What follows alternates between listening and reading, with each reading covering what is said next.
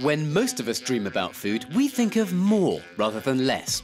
I'm going to meet a man who wasn't content with thinking big. He's part of an internet craze to make big versions of his favourite snacks. So this is the nerve centre of the operations? Yeah, this is Snack HQ, yeah. And you have a strange and wonderful hobby of realising your dream foods, don't you? I do. I'm quite a big fan of chocolate bars and other kind of snack foods, but what I like to do is I like to take them, you have common garden ones, and just make them as big and tasty as possible. We're going to use ingredients from the local supermarket to make a replica of this chocolate bar, only much, much bigger. What I like to try and do here is just, maximise the potential of a snack. This now needs to go into the microwave. Right, so what we need to do now is start adding the puffed rice cereal. There we go, OK, that's got to be ready now. Right, now we need the most sophisticated piece of equipment of all. Wow. It is a homemade mould for a giant snack. You've cut this out of something familiar? Yes, it is actually cut out from quite a standard cereal packet. But that's the ingenuity.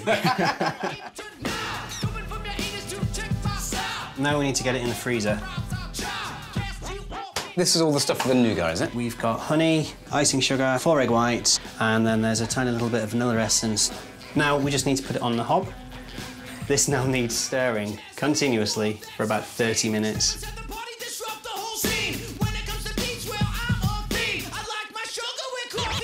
You can say that's ready now. So we just dribble it.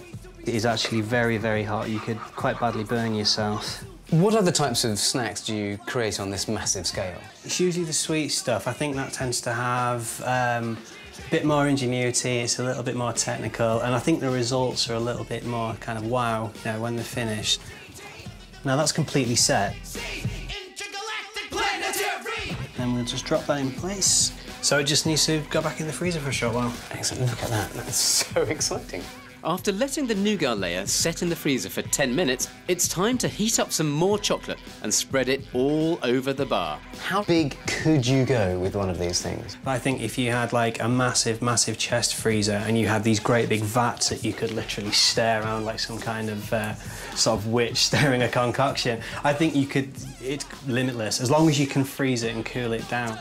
A final spell in the freezer, and our giant chocolate is now complete. That is brilliant. Absolutely brilliant.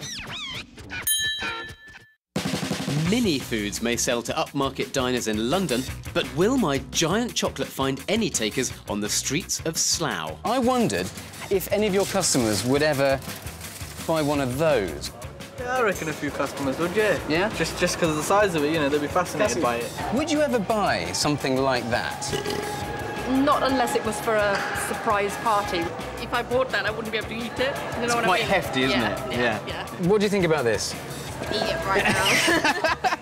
How many calories do you think are in this? 300 or so. I'd 300? about 300. That's a pretty good guess. You're slightly out. 7,000 calories. 7,000 calories? Yeah, and I would have to say, they're not all good calories either. 7,000 calories, I like. My big question for you is, how much do you think we could sell this for here? About £6, I think. Yeah, about £7 to £10. About £10. It's quite exciting. I think we should stock a few, to be honest, yeah. I love that. Well, if a teeny breakfast is £27, a tenner for a humongous chocolate bar is a bargain.